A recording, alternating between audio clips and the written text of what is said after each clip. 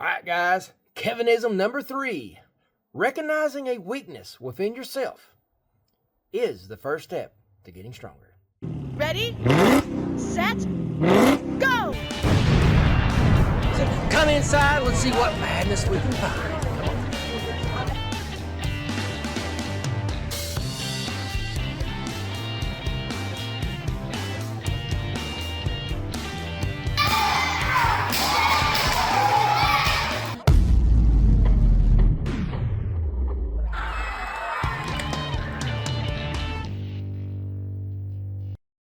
All right, guys, Kevin here.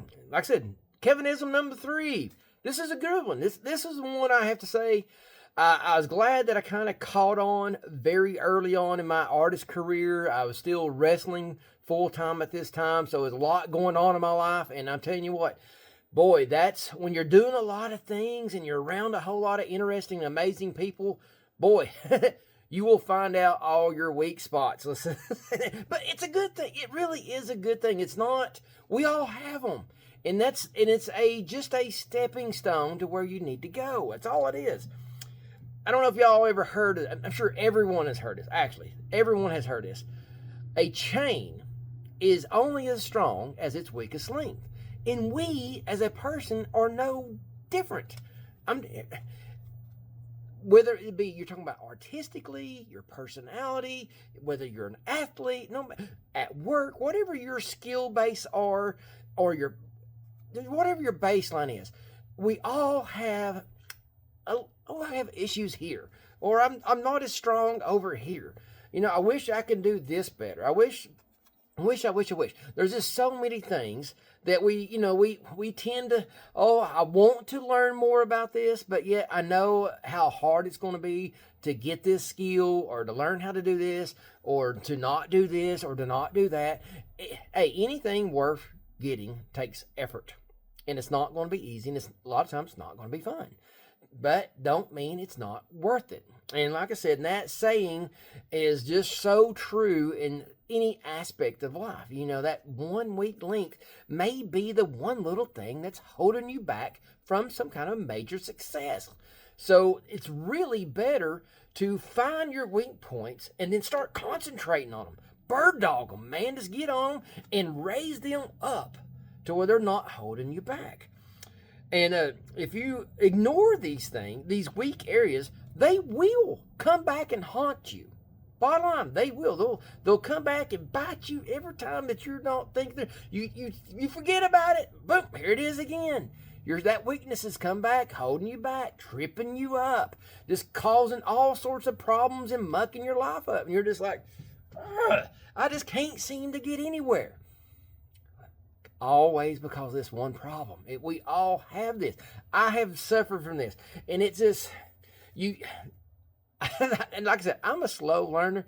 And after you bang your head on a problem for so long, sooner or later, you're going to get tired of the headaches. Sooner or later, you're going to get sick and tired of just dealing with this problem. And you're going to do something about it. But it's better to do that quicker than later. Because if you wait too long, the problem you run into is you just won't have the time or the energy to do it.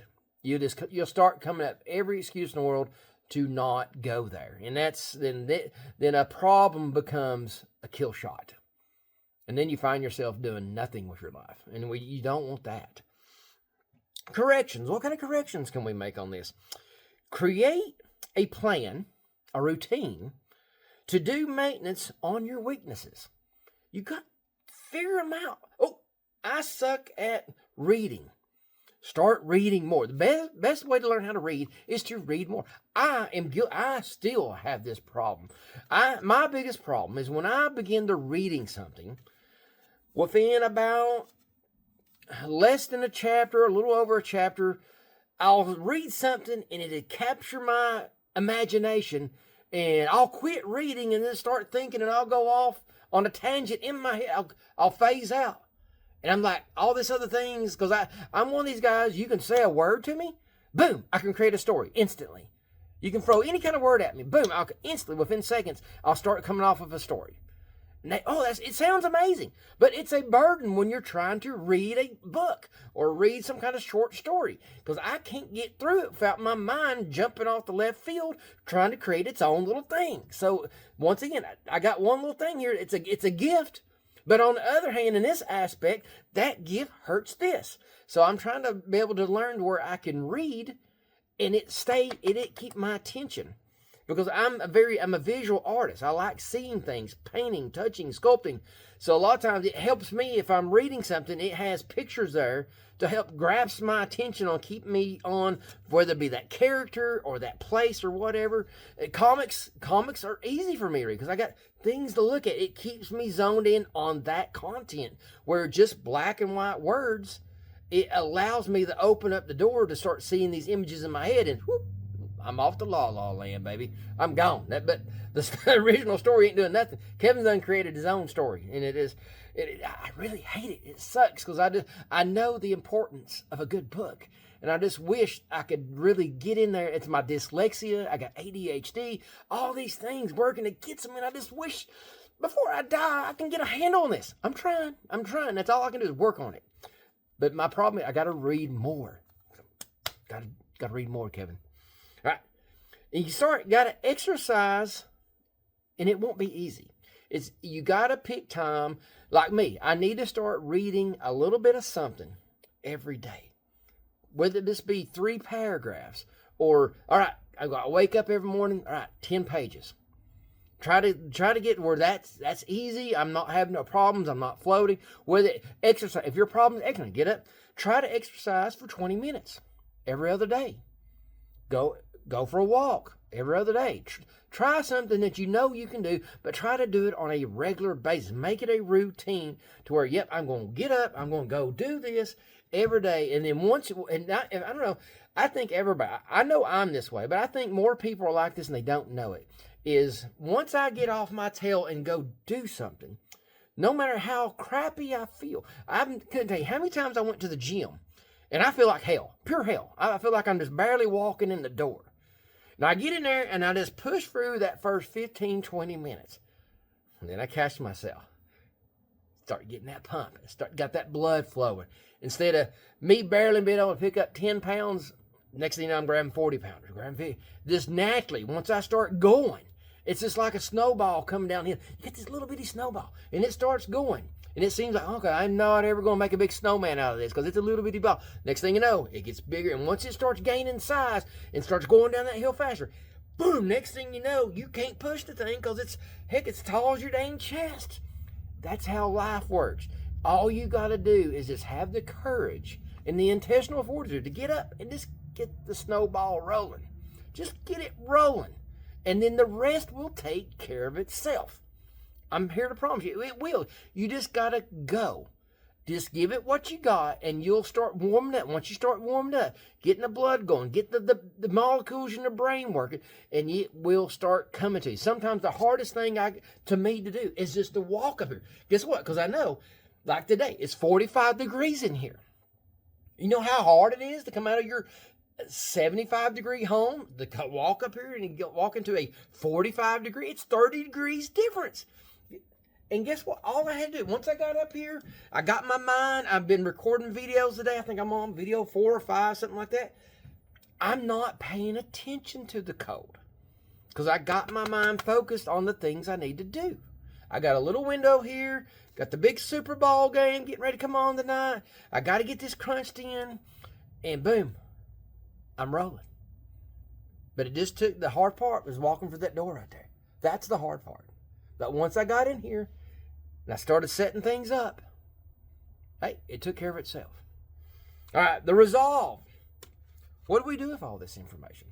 What do we do with ourselves when we're having this problem? Because we all have this problem. It's not just me. We all have this problem.